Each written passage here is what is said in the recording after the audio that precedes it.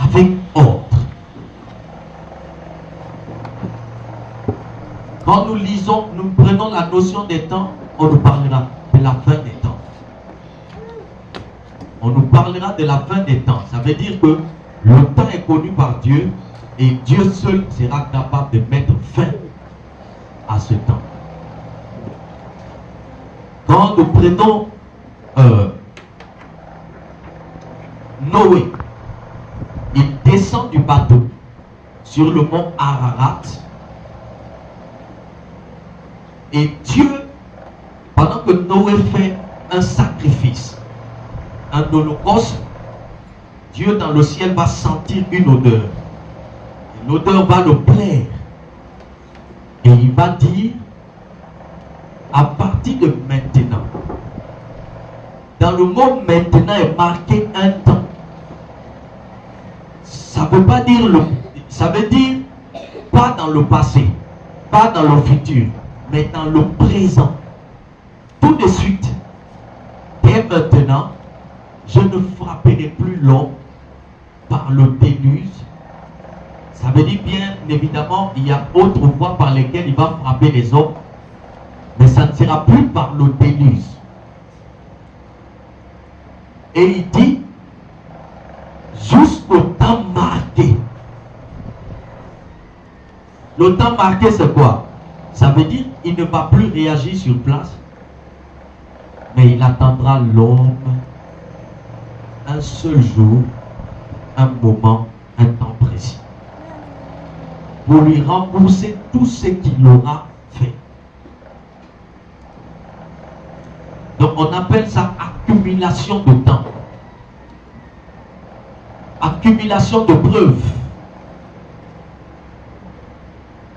Parce que s'il il voudrait réagir à chaque pas, chaque nouvelle chose, donc ça serait mauvais.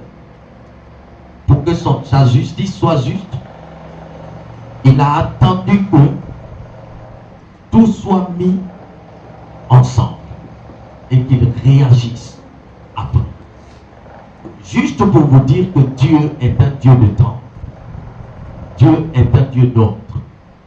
Vous quittez dans la Bible avec ce dernier mot. Paul dit, notre Dieu n'est pas un Dieu de désordre, mais un Dieu d'ordre. Ça veut dire, là où il y a l'ordre, il y a bel et bien la loi de la chronologie, la loi du temps. L'ordre, c'est quoi? Je dois recevoir un ministre chez moi. Quelles sont les premières choses à faire dans les premiers temps? Parce que les premières choses à faire s'accomplissent dans les premiers temps. C'est quand tu respectes le temps, ton temps, et tu finiras dans le temps ce que tu devais faire. Ok? Maintenant, ceux qui n'ont pas le respect de la notion du temps ont toujours un gros problème accompagné de gros questionnements. Je fais tout pour être à l'heure, mais pourquoi je suis tout le temps en retard? Je fais tout pour accomplir certaines choses à temps exact. Mais pourquoi? Généralement, si j'invite quelqu'un, il vient me trouver pendant que je suis en train encore de laver la maison. Je fais tout pour que mon mari mange à temps quand il quitte au travail. Mais pourquoi il vient toujours me trouver? C'est moi qui lui dis toujours, tout le temps, attends, il reste maintenant un peu, dans quelques minutes, ça va finir. Quel est cet esprit-là, bizarrement, qui me pousse à tout le temps, malgré moi, ma volonté, je ne peux pas rester en arrière. Mais je suis tout le temps en arrière dans tout ce que j'entreprends. Je commence le commerce avec les autres. Et eux, ils commencent à évoluer. Pour moi, reste en arrière. J'espère que jusque-là, on se comprend. Je commence l'église. Les autres, leur église est en avance. Pour moi, jusque-là, c'est en arrière. Je commence à chercher la face de Dieu. Les autres, ils ont reçu l'onction. Pour moi, jusque-là, c'est en arrière. Quels que soient tous les questionnements que tu vas te poser, mes frères, la réponse est dans la notion du temps. Comme pour vous dire, le temps est Dieu lui-même. Personne n'a le pouvoir sur le temps, mais le temps a le pouvoir sur tout le monde. Tu ne peux pas arrêter le temps, mais c'est le temps qui peut t'arrêter. Je connais une seule personne, un seul prophète qui a arrêté le temps, c'est Josué. Ça, c'est une exception. Ok? Ça, c'est de dire à Dieu, arrête ton fonctionnement, attends-moi d'abord, je vais finir avec ce que je faisais et je reviens. Ça, c'est une exception. Mais cette notion de temps, ça occupe ou ça doit préoccuper plutôt tout le monde. Ça doit marquer la tête de tous. Parce que ta réussite en dépend. Une fois, je vois une maman qui, chaque fois, venait en retard à l'église. Ça fait des années. Elle n'est même plus dans l'église. Elle est partie loin. Chaque fois en retard, chaque fois. Je lui parle, je dis, mais pourquoi toi tu es tout le temps en retard au culte? Elle me dit, papa, je me bats, fion. Je me bats. Je me lève même à 6 heures. Dans mon idée, à 6 heures là, je dois tout faire pour qu'au moins 7h30 ou 8h, je me trouve à l'église. Mais je n'y arrive pas. Le problème n'est pas la décision de se lever tôt. Le problème, c'est de savoir faire chaque chose dans son temps précis. Je répète. Comme cette maman, il y a plusieurs personnes qui ont ce problème. Mais non, mais je me lève à 6 heures. Mais chaque dimanche, c'est à 6 heures. Pour que je fasse vite les choses et me retrouver à 8 heures. Mais bizarrement, c'est à 9h30 je viens à l'église. C'est à 10 heures je me retrouve à l'église. Prophète, franchement, ma tête, je ne comprends plus. Qu'est-ce que je dois faire pour m'en sortir? N'est-ce pas? Si tu es vraiment honnête, lève la main et dis-moi que ça t'arrive. Honnêtement parlant.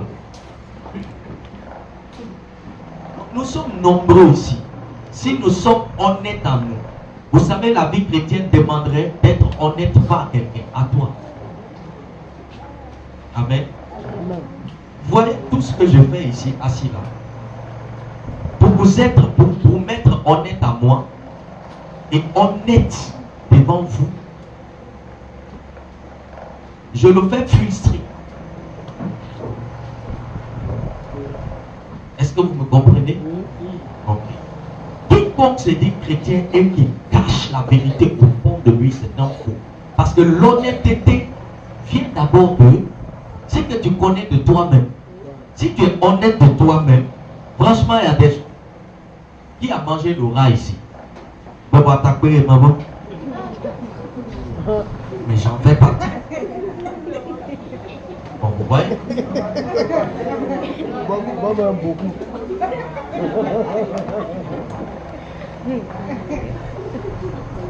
Pourquoi? Certains même n'ont pas voulu lever les mains, c'est quand j'ai été pris.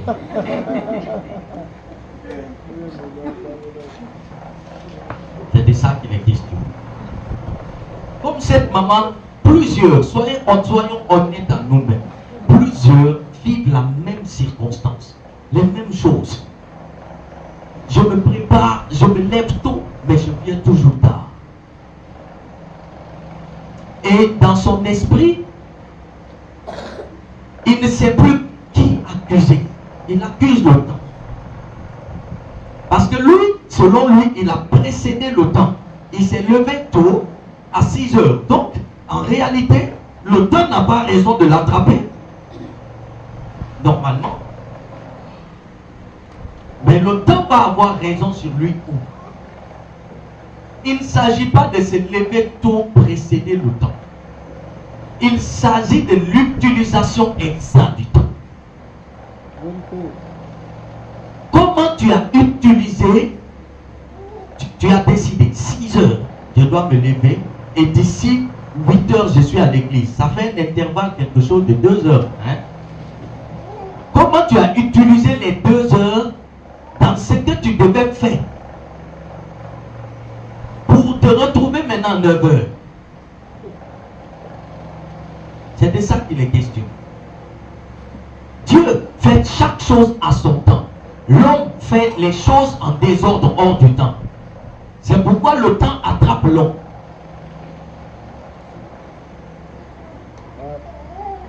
Dieu, quand il a dit, à partir de 8h00, je déplace ça.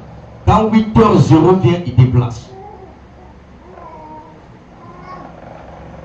Et s'il arrivait que 8h00 est arrivé, c'est un exemple, je prends sur Dieu parce que lui, il est parfait. Je sais qu'il n'est pas imparfait, il est parfait, mais je veux prendre un exemple. S'il arrivait que 8h00 arrive, et que ce qu'il avait prévu de déplacer à 8h00 est passé, il le laisse à sa place, parce que vouloir même s'occuper de ça, il a déjà dérangé le temps. Si il se trouve qu'il est 8h01, dans les 8h01, ce qui devait être déplacé, c'est le téléphone. Si il se met maintenant à 8h01, commencer ici, il est clair qu'une minute d'avance sera ajoutée. Est-ce qu'on se comprend? Ok. Voilà pourquoi Dieu a appris à faire chaque chose dans son temps précis. Et c'est ce qui fait le succès de Dieu.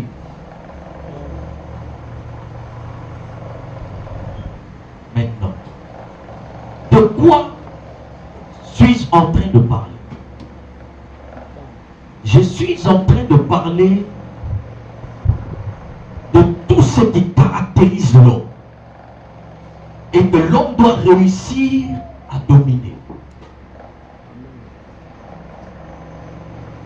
Pour réussir à dominer tout ce qui te dérange, pour réussir à dominer tout ce que tu sens qui n'est pas, c'est-à-dire que tu ne veux pas voir dans ta vie, mais qui demeure là à cause du temps,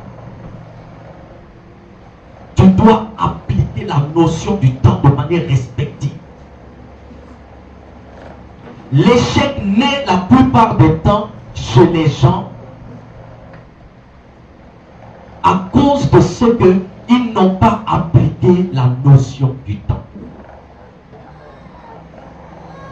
Beaucoup de personnes se sont retrouvées aujourd'hui à 40 ans sans le mariage, regrettant parce que maintenant, toute jeune fille, il essaie de draguer, peut-être dire, toi tu n'es qu'un vieux, regarde ta face.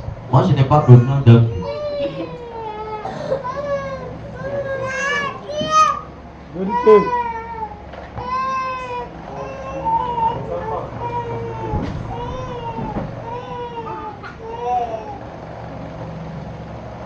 Et il se met à se lamenter. Mais pourquoi est-ce que Dieu, jusqu'à présent, je n'ai pas trouvé de femme à marier? Pourquoi est-ce que les gens me fuient? Pourquoi Dieu dit, ça ne me concerne pas moi, ça te concerne toi. Puisque quand tu avais l'âge de 25 ans, je peux répéter, quand tu avais 25 ans, tu pouvais bel et bien ce temps-là trouver quelqu'un. Mais quand on te parlait, tu dis non, moi, après de mariage, je ne suis pas encore prêt.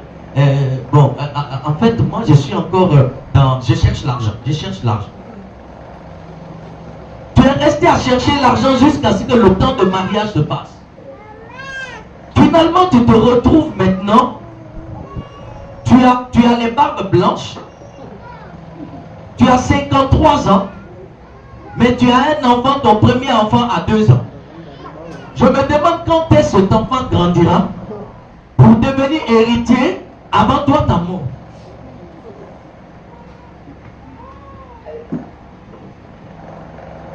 Le temps, hein? Le temps.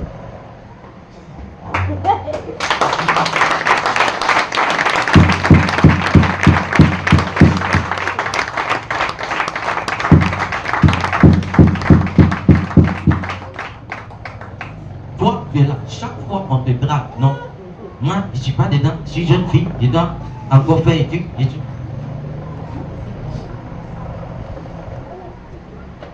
Elle est mariée et puis son mari dit on doit faire maintenant enfant.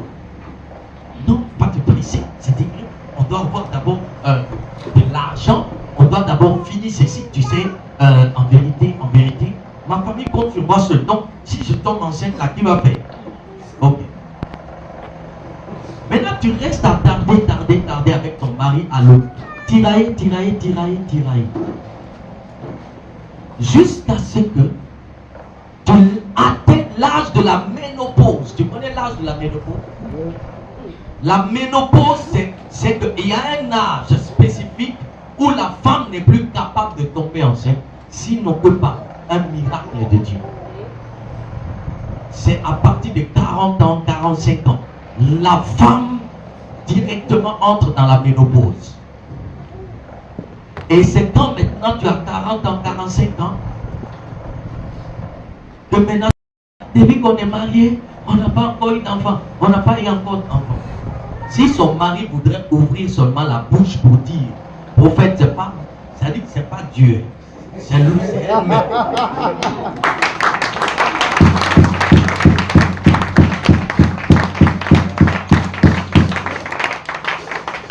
C'est elle-même parce que tout le monde sait que il y a un certain âge, tu ne peux pas porter enfant. Je lui ai parlé depuis notre jeunesse. Elle dit que nous, on est pauvres. Il faut qu'on ramasse toutes les richesses du monde. Mais maintenant, quand est-ce qu'on sera riche pour commencer à faire enfant? Et maintenant, on n'a pas eu la richesse là tôt. On a eu qu'à partir de 45 ans. Voilà le problème qui est là. C'est-à-dire qu'on est riche en argent, mais pauvre en enfant. Maintenant, on se pose question, maintenant, là où on est inquiet quand on meurt. Qui va maintenant gérer toute la richesse qu'on a cherchée? Ça reste aux autres. Maintenant, la maison est remplie d'enfants d'autrui. Maintenant, nous-mêmes, on n'a même pas un. Le temps. Si tu as joué avec le temps, mes frères, tu ne changeras plus.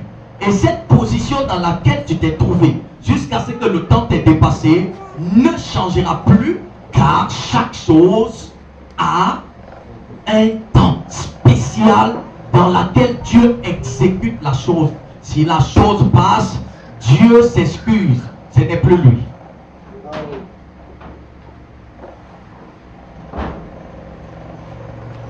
Ok? Pourquoi est-ce que de nos jours aujourd'hui, il n'y a pas beaucoup de chrétiens dans la foi véritable?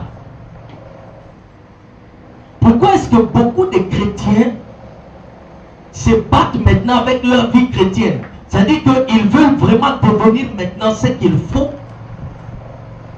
mais ils ont laissé ça derrière. C'est à cause du temps. Il y a un temps pour toutes choses sous le soleil, mes frères. Si le jour où tu t'es converti, toi tu ignorais ce qui se passait, je vais ouvrir tes yeux. Dès le jour où tu t'es converti, tu as été baptisé. Un cahier a été ouvert, marqué par le sceau du temps, dans le ciel, aux yeux du roi de gloire. Et il a commencé à mentionner.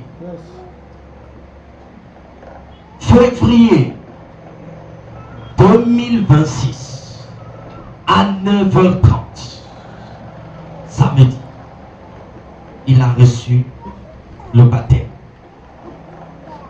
Je prévois pour lui sa formation dans la foi pour devenir grand dans la foi. je lui donne jusqu'au mois de février 2027. Soit un an. Dans cet intervalle de temps, je vais lui amener plusieurs épreuves, plusieurs stagnations, plusieurs problèmes, plusieurs choses. Je vais le former dans la souffrance pour que sa foi soit garantie. Et après ce délai de temps, à partir de février 2027 jusqu'à février 2028, soit un an, je vais lui donner ma puissance et mon onction. Et à partir de février 2028 jusqu'à février 2029, je vais commencer à le faire connaître de partout. De 2029 février jusqu'à 2030 février, ça fait 5 ans plus 6, 4 ans plus tard, je vais faire en sorte qu'il soit un Richard. Sa richesse glorieuse commencera en 2030. Dès le mois de février. Vous comprenez, non? C'est comme ça que dans le monde des esprits, les choses sont planifiées avec Dieu concernant chacun de nous, bien sûr. Maintenant, qu'est-ce qui s'est passé? Ou qu'est-ce qui se passe généralement?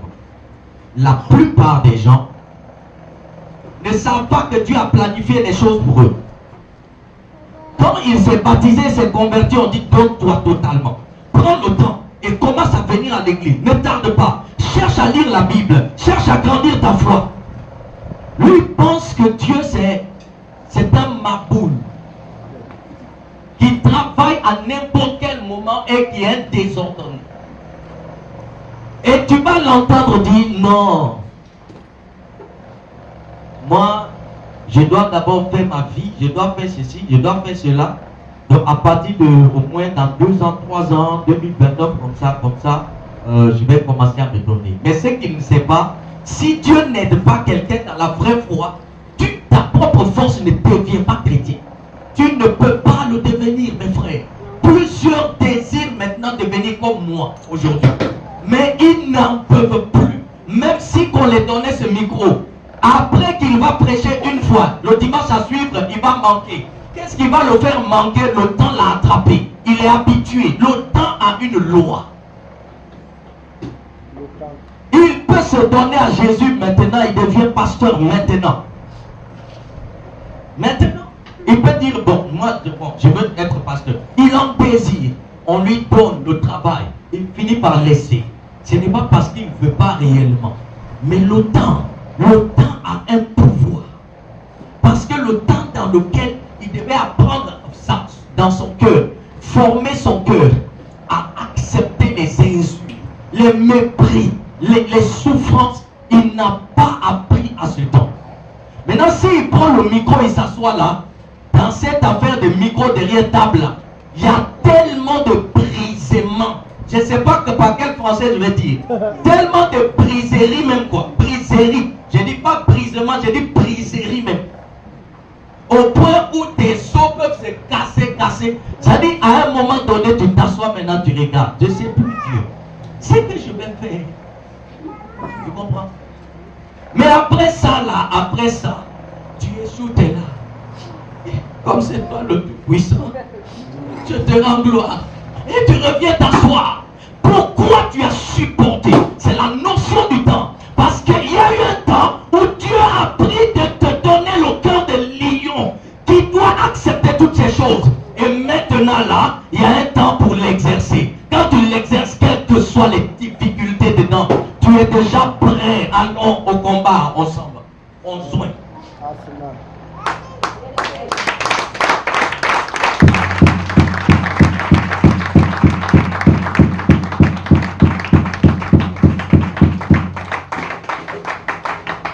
Hier, j'étais avec un fils, je lui disais, quiconque se donne à Jésus et veut devenir pasteur, ayant déjà une femme et même un enfant, il ne peut plus. Vous savez pourquoi? Le temps est passé. Parce que je dis, à quel moment maintenant Dieu va le former dans le jeu? Tu dois te cacher pendant 30 jours. On dit, leader, venez ici. À quel moment tu vas supporter le travail et l'œuvre? Là, ce n'est pas parce qu'il ne peut pas faire, mais il n'a pas appris ça dans le temps.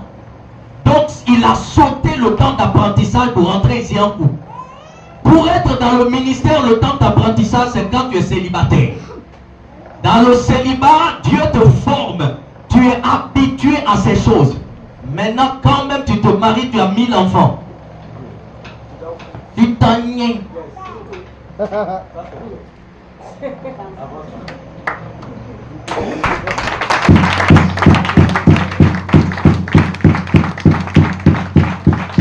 que là, tu as appris dans le temps comment tu dois aimer Dieu. Comment ne jamais laisser pour Dieu pour autre chose.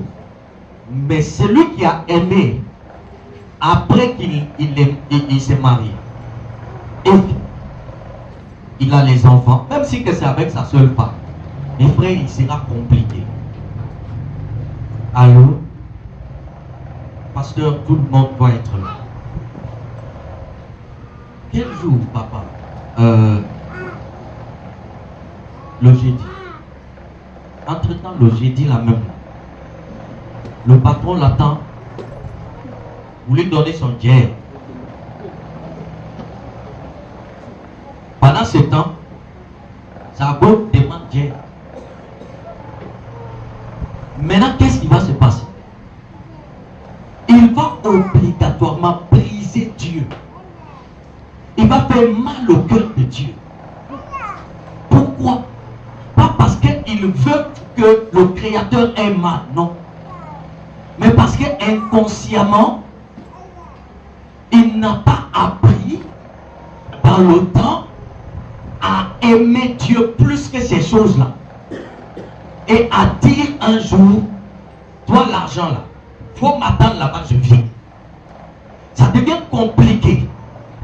Est-ce que je dois aller au programme ou me reculer? Ce n'est pas de sa faute, c'est une question de temps. C'est une question d'apprentissage. Là où tu es assis aujourd'hui, j'aimerais dire un mot. Quand tu commences quelque chose, commence-le bien. Et dans le temps, pour que tu puisses terminer bien, dans le temps. C'est pourquoi on dit tout qui commence bien et qui se termine. Parce que tout a été commencé dans le temps et fini dans le temps. De grâce, tu peux être un véritable chrétien. C'est dès le moment où Dieu t'a donné de le connaître. Tu t'es donné à Jésus nouvellement. Ou soit tu es encore à une période où tu peux décider de changer de pédagogie et de vie. C'est à cette période-là qu'il faut travailler le temps. Parce que dans Éphésiens 5, il est écrit racheter par les jours sont. Un chrétien qui commence sa vie chrétienne, il vient de se donner à Jésus, on se bat. Dieu a marqué un temps de formation. Pendant ce temps, il pousse son serviteur. Il lui pousse à venir à l'église. Et son serviteur commence à lui parler. Il commence à prêcher des messages. Et Dieu commence à envoyer certaines choses juste pour le former.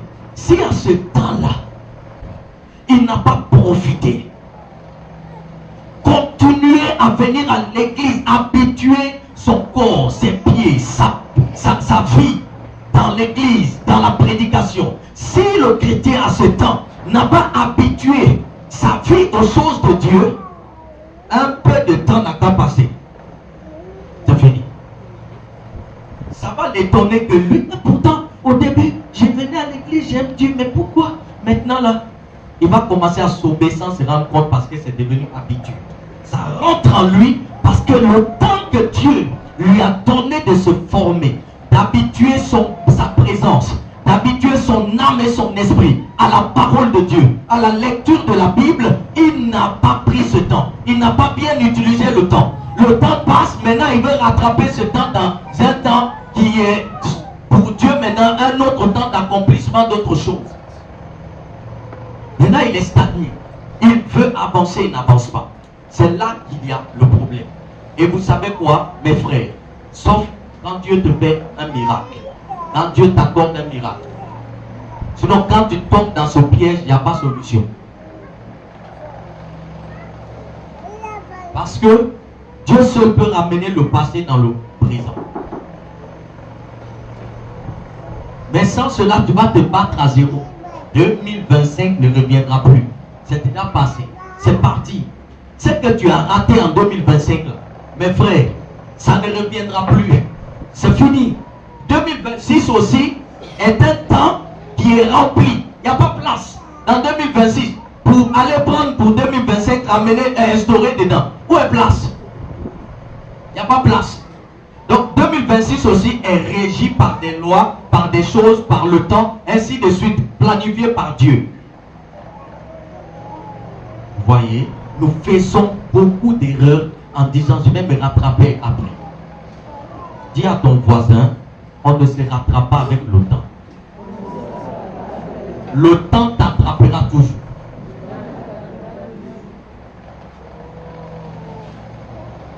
Ce que tu dois faire maintenant, la foi que tu dois chercher maintenant, l'amour de Dieu que tu dois avoir maintenant, les choses que tu dois faire maintenant pour que franchement cela soit habitué à toi et que tu grandisses avec ça, même après 10 ans, tu es le même chrétien fort dans la foi.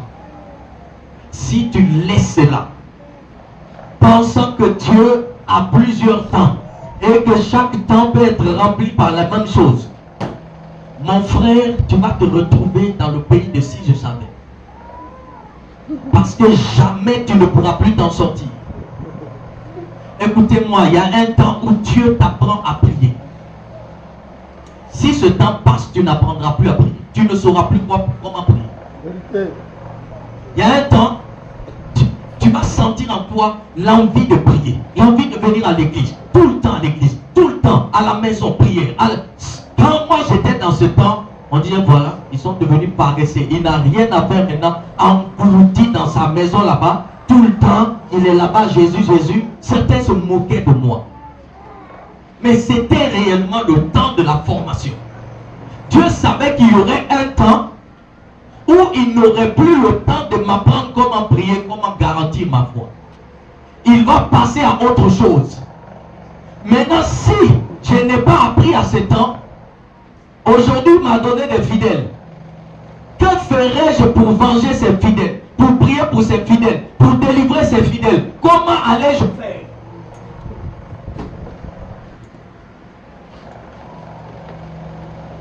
Dis à ton voisin, chaque chose a un temps. Chaque chose a un temps.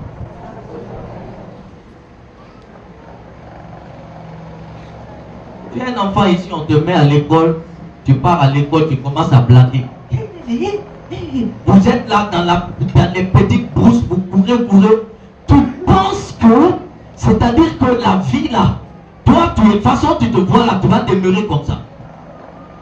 Ah bon? Demande ceux qui t'ont mis au monde, que tu vois grande de taille là.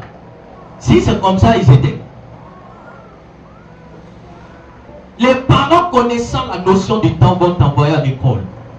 Apprends, c'est à ce moment-là que tu dois prendre le temps d'étudier. Parce que vous savez, tellement que Dieu travaille dans le temps, que même le cerveau est chronométrisé. Le cerveau travaille avec le temps. Il y a un certain âge, on peut te donner comme ça une leçon. Même une seule phrase, on dit de bûcher, tu vas faire une semaine. Tu n'as pas maîtrisé ça dans ta tête. Parce que ton cerveau est bourré. Yes. Fatigué, québé, nettoyé, lavé. Yes.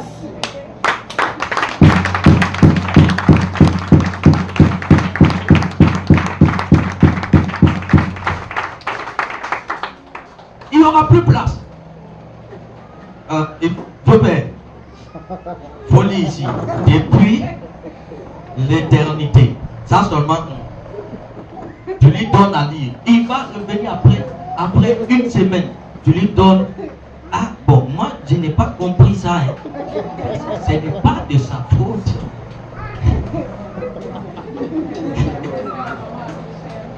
Hein? Ah, voilà un exemple. Dans le groupe des mamans là-bas, maman a donné des versets. Jean 3, c'est car Dieu a tant aimé. Juste, ça fait des années, ils n'ont pas pu maîtriser ça.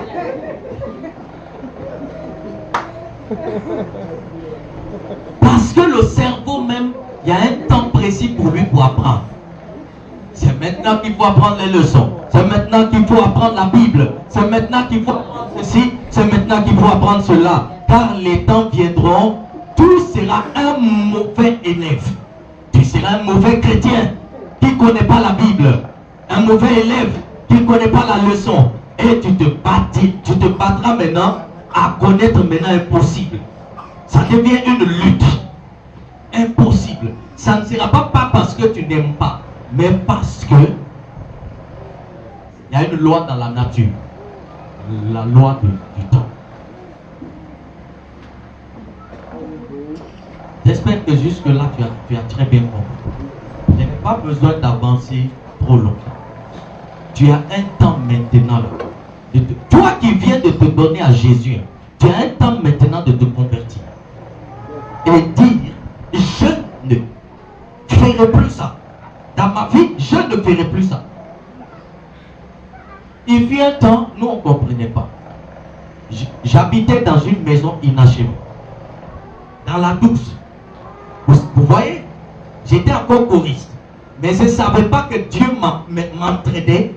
Personne, aucun maître ne va envoyer son élève de karaté en guerre, en combat, contre Jackie Chan, sans le former au préalable. Hein? Il y a le temps de formation, le temps d'apprentissage. Dans la douche, je n'avais rien à manger. Combien d'années? Je n'avais qu'un seul vêtement, un seul pantalon. Et j'ai gratté même. C'est pas de souffrance, je grattais même. Mais là, j'ai appris à garder la foi, sans quitter Dieu. Dans ça, j'ai appris à prier dans les situations difficiles. Dans ça, j'ai appris à jeûner. Dans ça, j'ai appris à dire aux jeunes filles, non, moi j'ai vécu toute ma jeunesse là, jusqu'à connaître cette femme, sans connaître autre femme. Parce que c'est à ce moment que j'ai décidé, Dieu, si tu ne me donnes pas une femme, je ne connaîtrai pas de femme jusqu'à ma mort. C'est à ce temps que j'ai profité par la grâce de Dieu. Personne ne m'a enseigné ce que je vous enseigne. Mais la grâce de Dieu, sachant ce que je serai, m'a poussé à apprendre dans le temps. On pouvait négliger ces temps. J'avais la tabac. Je rasais sous la pluie. Pendant que la pluie tombe sur moi, je chante des louanges. Je rentrais sous la douche là-bas. Je priais. Chaque 3 heures, j'avais les heures de prière. Chaque 3 heures, je priais. Chaque 6 heures, je priais. Chaque 9 heures, je priais. Chaque 15 heures, je priais. Chaque 19 heures, je priais. Vous voyez, ça fait combien? 3 heures, 6 heures, 9 heures, 15 heures, 19 heures. Ça fait 5. Je priais. Pour moi, bon, tout chrétien doit prier. Dans ma mentalité, parce que je ne suis pas mature, tout chrétien doit prier, il est bien de prier, le pasteur dit de prier. Mais sans savoir que dans le temps, Dieu est en train de me former aussi, m'introduire pour le futur. Aujourd'hui, je n'ai plus de problème de m'arrêter comme ça. Prier pendant 3 heures du temps, prier pendant 5 heures du temps. Mon fils qui est là, je peux prier pendant 10 heures de temps. Je suis caché dans la maison. Pourquoi est-ce que ça me gêne plus? Parce que dans le temps, un général ne devient pas général tout de suite. Il devient général au fur du temps, par la formation. Plus il se grade, petit à petit. Un jour, il devient général. C'est comme ça que Dieu œuvre, mes frères. Il y a des choses, il ne faudrait pas laisser le temps passer. Il faut que tu réagisses avec le temps.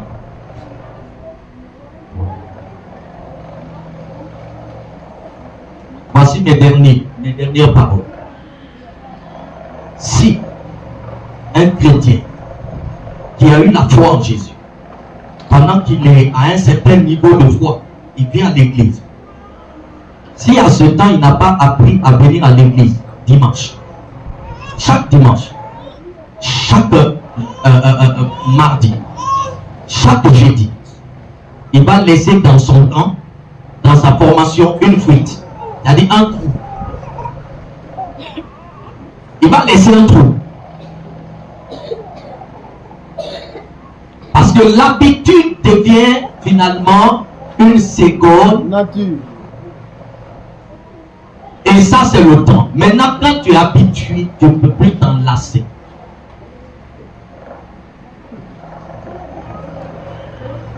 Le temps où tu dois venir à l'église chaque dimanche, chaque mardi, chaque jeudi, pour former ta foi, ce temps-là est là. Si tu ne comprends pas, toi tu n'es que chrétien de dimanche, en vérité, voici ce qui se passe. Tu ne fais pas du mal à quiconque, tu fais du mal à ton propre âme. Les jours viendront, ton âme va être assoiffée derrière Dieu. Par rapport à certaines choses, tu vas vouloir maintenant t'imposer des choses que tu devais apprendre longtemps, mais le temps est passé. Tu vas être forcément un chrétien de dimanche. Tu ne sais pas qu'est-ce qui t'empêche en réalité. Tu es à la maison, il y a la télévision, tu ne fais que regarder. Tu ne pars nulle part. Mais quand même, tu n'auras plus la force. Tu es dans ton cœur là où si on te demande. Tu es vraiment un chrétien vrai selon toi, dans ton vrai cœur. Parce que tu crois vraiment en Dieu. Et c'est vrai, tu as vraiment la foi en Dieu. Mais l'autre, la foi pleine là, parce que quelqu'un qui a la foi pleine ne sombre aucun jour. Aussi longtemps il a la liberté d'aller à l'église. Il n'est pas enfermé, il n'est pas en voyage, il n'est pas dans un travail qu'il a entaché. Il est à la maison. Aussi longtemps que tu es un vrai chrétien, tu ne peux pas le faire. Ou soit, non, je le dis autrement. Tu peux être un vrai chrétien, mais aussi longtemps, tu n'as pas appris ça dans le temps te rattrape, tu ne peux plus le faire. Tu ne pourras plus. Même si que je suis par le Dieu que je sais, on t'appelle un jour, on dit, Dieu lui-même, tu es dans ta maison, il dit, je veux t'appeler. Tu es mon prophète, ma prophétesse. Papa, j'ai fait un rêve, on te forme, on te donne micro. Et je suis, tu seras un pasteur de dimanche. Parce que tu sais, les autres jours, on va mettre tel pasteur, on l'a remarqué. Lui, il ne vient pas mardi, il ne vient pas jeudi, il vient que dimanche. Parce que ça dit que tu vas prophète. Mais c'est un comportement qui est entré en toi. Ça a pris ta nature. Tu ne pourras plus changer ça. Et donc, tu deviens alors un mauvais exemplaire dans le corps de Christ. Et tu fais du mal à toi-même. Parce que finalement, à un moment donné, ton âme n'est pas nourrie suffisamment. Si tu ne mangeais que chaque dimanche, et puis tu jeûnes, lundi, mardi, mercredi, aujourd'hui là, si tu fais ça pendant un mois, on te verrait comme on doit. C'est pourquoi il y a des chrétiens qui sont vraiment chrétiens. Ils aiment Dieu. Mais leur manière de commencer la foi a été très mauvaise. Ils n'ont pas anticipé. Dis à ton voisin anticipation. Ils n'ont pas anticipé le temps. Ils n'ont pas vite attrapé le temps pour lutter pour qu'ils deviennent ce qu'ils doivent devenir dans le temps. Il a pensé qu'il y a toujours un temps pour apprendre. Alors que le Dieu qui a fait ces membres-là, il a donné même à chaque membre un temps. Il y aura un temps, mes frères. Quand je prendrai le micro là, ma main va commencer à trembler. Pourquoi? Parce que la vieillesse commence à naître. Vous comprenez? Maintenant, si maintenant là, je ne prêche pas avec toute ma vigueur de jeunesse, je serai un mauvais prédicateur dans la vieillesse. Parce que j'aurais envie de dire, de faire les choses que j'aurais dû faire il y a longtemps. Maintenant, je serai Alléluia, Amen. Juste 2 2 minutes, et puis je dis, gloire à Jésus, prie. On sent que le gars là, il est inquiet.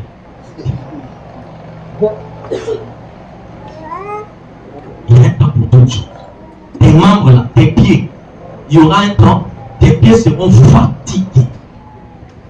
Mais voici comment tu t'en sortiras. Si tu avais anticipé dans le temps de formation, si pendant que tu étais jeune, tu as anticipé ta foi en Dieu, même quand tes membres seront là trembler, vous savez ce qui va se passer? Papa, je ne peux pas rater un seul culte. Dites à mon fils tel, ou bien s'il y a un frère qui a mon dos, de venir passer derrière moi chaque culte. Tu seras capable de trouver tout moyen que quelqu'un t'accompagne. Même si tu n'as pas les membres de venir, mais tu vas trouver une manière pour que quelqu'un t'amène. Vérité. Ou bien comme telle personne en voiture, s'il peut au moins prendre le temps chaque... Et le Père, connaissant ta nature de foi, il va forcément trouver quelqu'un, même s'il faut le payer par mois, mais qui va aller te chercher chaque fois qu'il y a réunion et t'amener. Pourquoi tu as continué à aimer l'église même quand dans la vieillesse? Parce que quand tu étais jeune, tu t'es formé dans le temps par la foi. Mais la vie que tu es en train de mener là, la vie de chrétien de dimanche, aujourd'hui c'est bon pour toi. Mais après 5 ans, tu vas abandonner la foi. Je me jure par le Dieu que je sais. Je connais le chrétien qui va demeurer et le chrétien qui ne demeure pas. Ça dépend du début. Le début d'un enfant, on remarque un enfant, son avenir par son début. Vous connaissez Magic System à Salfo, le chanteur ivoirien là.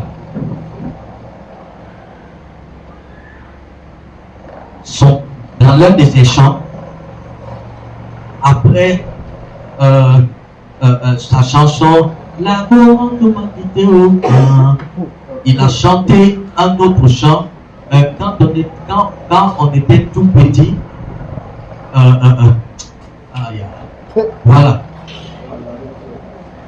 Aïe, aïe,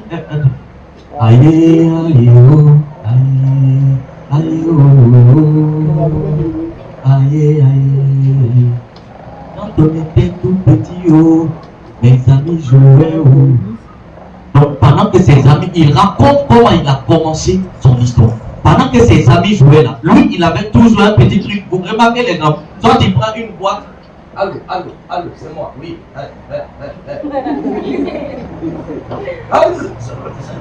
Et si tu as remarqué ça, mon frère, il révèle sa nature. Si c'est un maçon, dès qu'il s'assied, on va construire, on va aller. Bon, venez, regarde, moi je sais faire dans le sable. Tous prendront vélo, prendront les autres. Lui, il sera là, sa main dans le sable, à creuser un trou qu'il est en train de construire.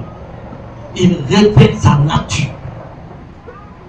Un chrétien qui va devenir ce qu'il deviendra, on le sent au début.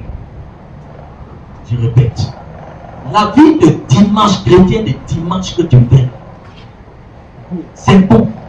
Je n'ai pas dit que tu n'es pas chrétien. Aujourd'hui, tu es chrétien. Mais je t'assure, après quelques années, tu le seras.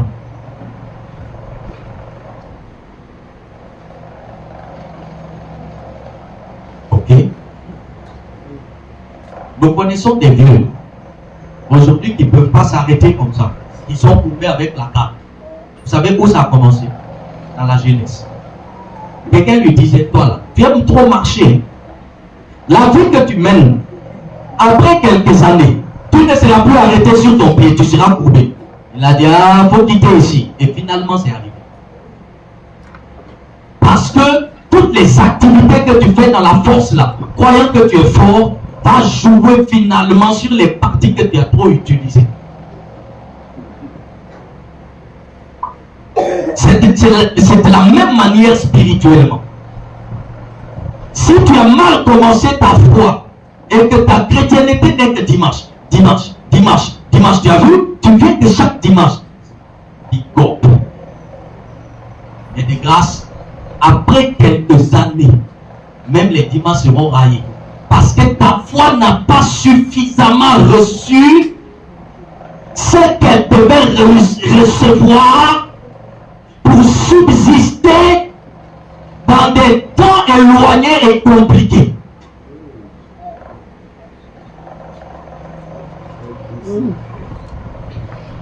En plantant quoi que ce soit, on met engrais.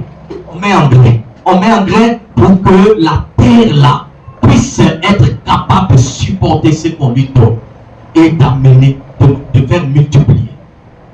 Est-ce que tu engraisses ton cerveau, ta foi? Tu engraisses? Tu es comme une terre. Pour que tu saches cela, quand tu vas lire Marc chapitre 4, Jésus donne la parabole du sémeur. Un homme sorti pour s'aimer. Un grain tomba sur la terre bonne. Donc, Jésus prend l'exemple de la terre pour démontrer l'homme. Et comme une terre doit être cultivée, une terre doit être, c'est-à-dire améliorée, entretenue, pour engraisser, on doit mettre des engrais pour qu'elle puisse donner de la bonne sémence. Si tu ne t'engraisses pas, tu ne te donnes pas de l'engrais maintenant pour avoir une très bonne semence après. Mes frères, un temps viendra, ta terre sera stérile, aride, désert, sable. Et tu voudras avoir toujours les bons résultats que les gens avec lesquels tu as commencé dans la foi. Mais tu trouveras que tu n'arrives plus parce que tu n'as pas anticipé dans le passé. Je répète. Une dernière fois. Moi qui vais être un chrétien le dimanche, rien que dimanche, je ne dis pas que tu as mal fait. Tu es un véritable chrétien. Mais de grâce, après quelques années, tu ne seras plus la chose.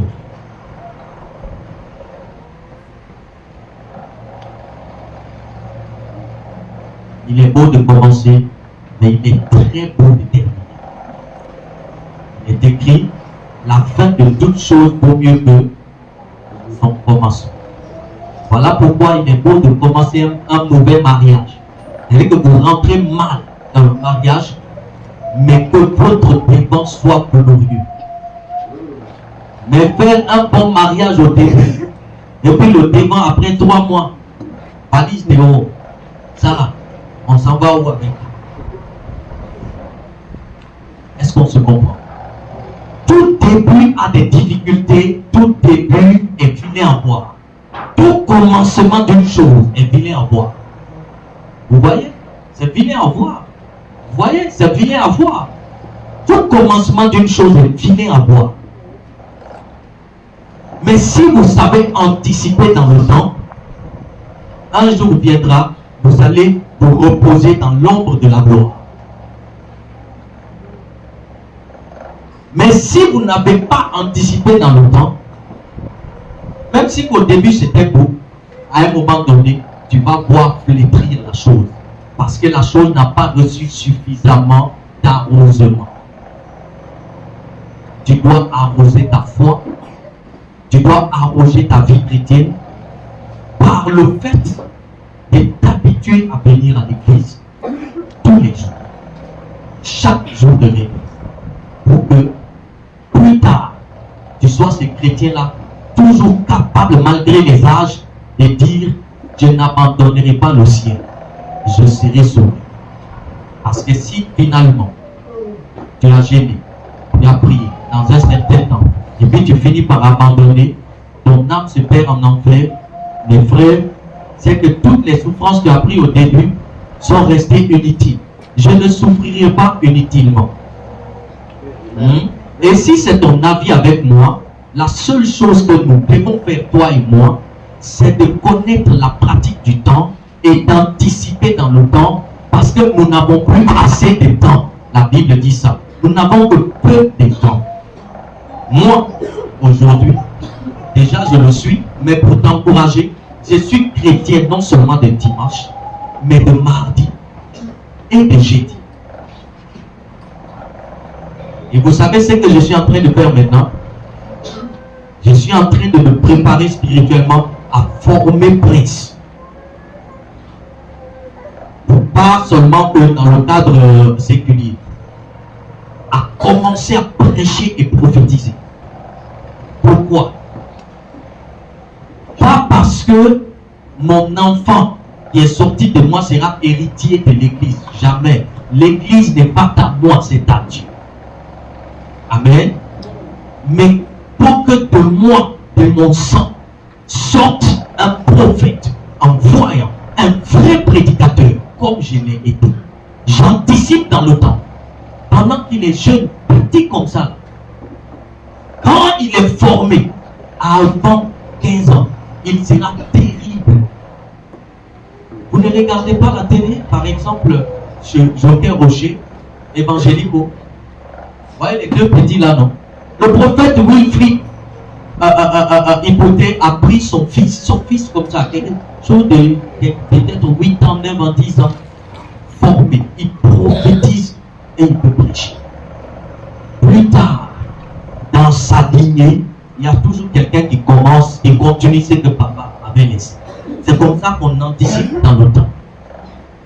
Je voulais limiter, mais j'ai oublié une partie. Aussi avec des enfants.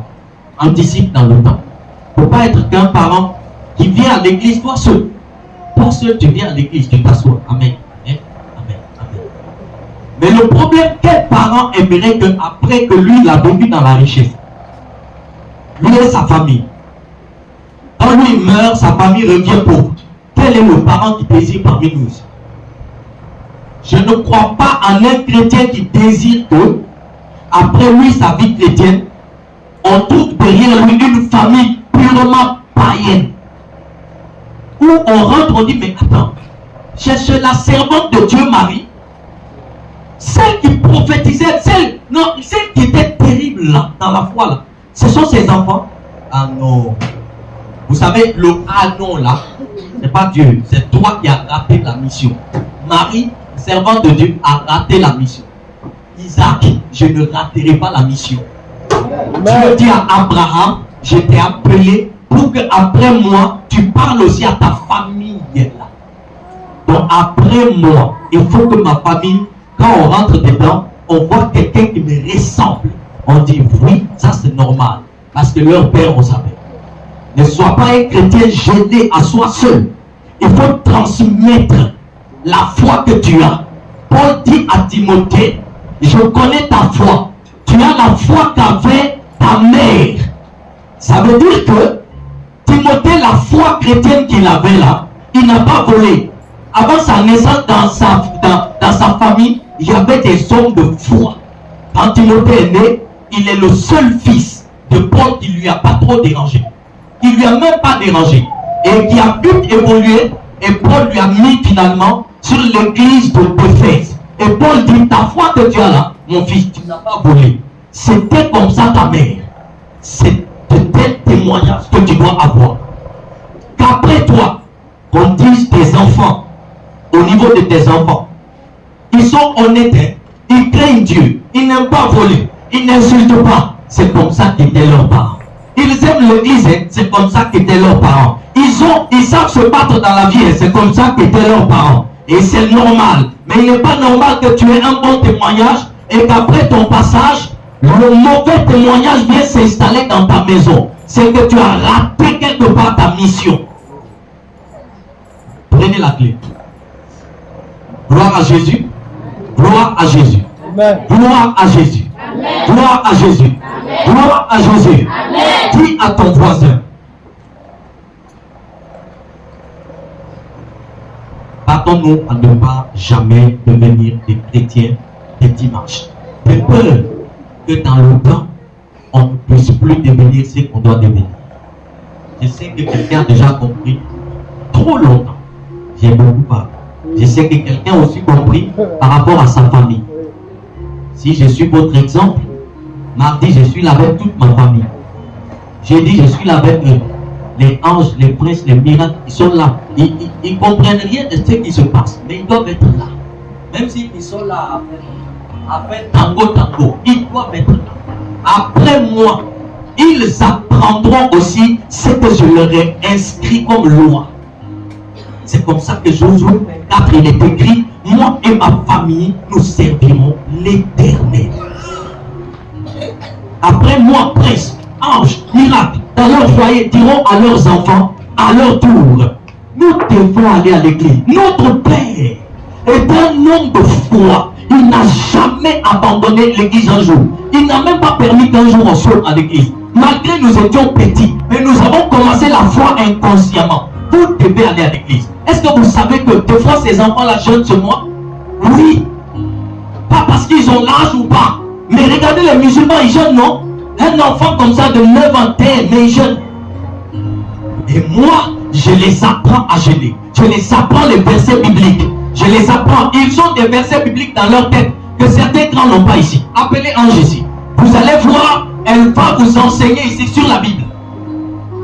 C'est de ça qu'il est question. L'héritage, c'est ce que tu as, que tu laisses après toi, que les enfants ont. C'est ce qu'on appelle l'héritage. Quel bon héritage tu laisseras à tes enfants par rapport à la foi. Ne sois pas un mauvais parent qui laisse un mauvais héritage. Sois un bon parent qui laisse un bon héritage. Et sachez que le serpent est tué par la tête. Si tu es la tête de la famille, prouve à tes enfants, prouve à toute ta famille l'exemple est correct. Que Dieu vous bénisse.